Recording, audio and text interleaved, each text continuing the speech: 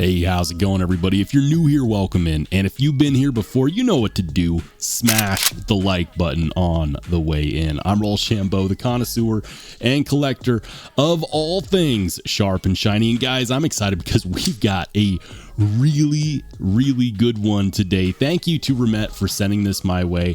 It actually arrived unbeknownst to me in the mail, and then I got a message from Remette that said, hey, we sent this knife your way. You want to check it out? Yes, I do, because like so many other knives that they've done this year, this is a departure from the norm. This is the Remette RT WK1, and while it doesn't have a name like the Swordfish or like the Falcon or like the Bee, it is a knife that in fact is definitely important to the community because it's a departure from what we are used to, and it's about time. We need knives like this to really push the community forward, to push the hobby forward, because there is so many knives out there that are not different, that don't really shake things up, that don't try new things. And that's why it's important to have knives like this that remind us why the hobby is fun. It's fun to check out stuff that hasn't been done before. What's going on here? What makes this knife so different? Well, for starters, this is one of the few knives out there that has two show sides. There's absolutely no hardware anywhere to be found on this knife.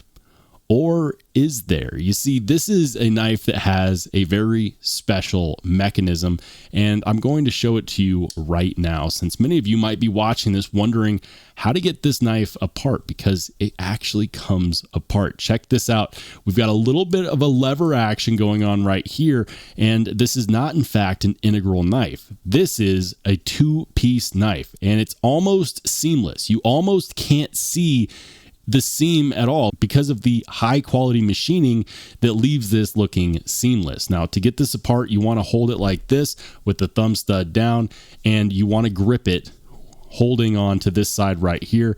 You press this lever and then you press down with your thumb over here, and you'll notice that it pops out. That is relatively easy, but if you don't get the positioning right, it can get stuck. So if you buy one of these and you're having issues with it, just realize the positioning of your fingers makes a big difference. Hold on to this side with your fingertips. Just do it like that. Kind of sounds like a tuning fork. This is bananas. Check that out.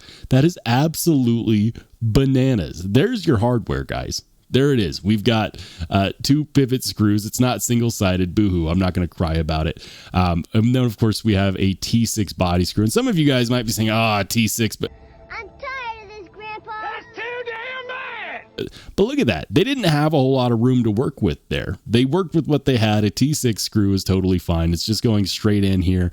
And I don't expect there to be any issues with that screw stripping at all. But I had to show that off first and foremost, because that's what a lot of people are here for. They're here to see my opinion on this crazy design. And I got to say that it's very much an impressive knife. The amount of milling that goes into not only making this integral style backspacer, but machining everything and then chamfering the scales and then bringing it all together with the switch here at the back, that's, quite frankly, it's impressive.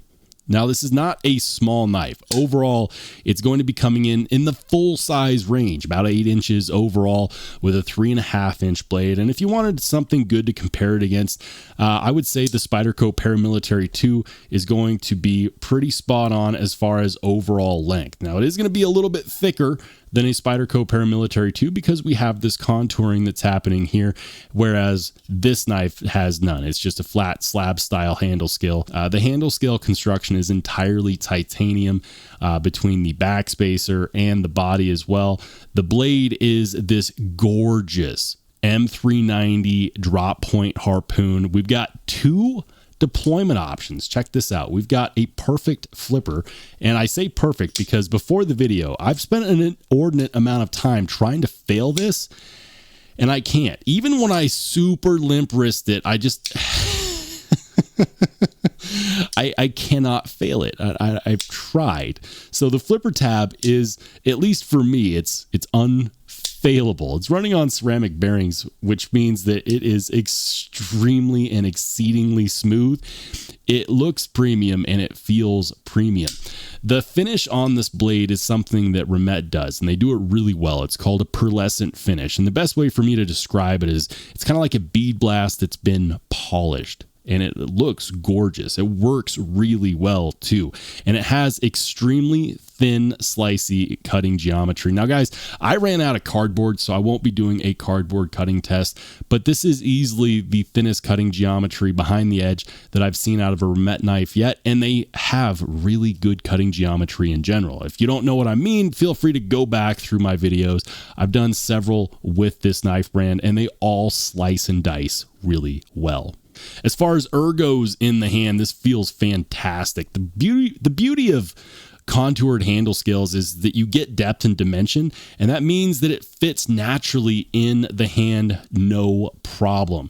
The pocket clip has enough space to have give, and so it's not going to have any issue going over the fabric material of your jean pockets or your short pockets or whatever you're carrying this knife in. Now, I've seen a bit of a trend lately. There's been a knife reviewer that absolutely left a bad review for Remette, and they did so because they tested their M390 knife and they got a result that came back really low. I think it was like 55 or 56. Before you leave the comments saying, I don't know, I saw that bad review, understand this. That reviewer used something called a Lieb rebound style hardness tester. And while that is a tool that can be used to measure Rockwell hardness in metal, the manufacturer of that tool says specifically on their website that it's not to be used on knives and or small parts because it will not get consistently accurate results. I actually followed that up by reaching out to Dr. Laren Thomas, who confirmed it, saying that you can't expect any accuracy out of that style of tester.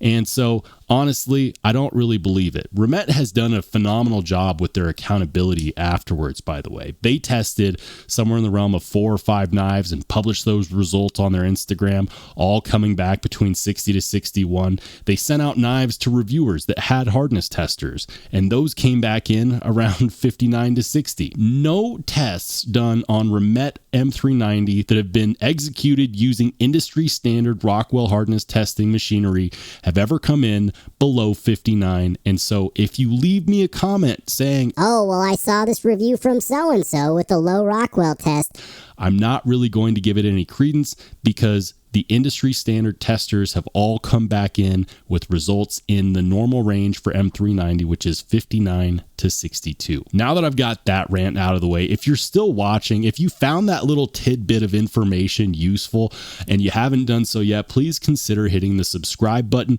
That actually helps out the growth of the channel quite a lot. Despite how much I love the WK1, I do have to say that there is a few design choices that I would actually have some suggestions on. And they all focus and center around this thumb stud right here, and of course the edge termination. So let's start with the thumb stud. The thumb stud works really well, and it's a very nicely done thumb stud. It operates fantastic. However, there's an issue with the positioning, or at least it's something that I would consider to be an issue for many people, and that's going to be the fact that a lot of people in this hobby and in this community use a guided sharpening system.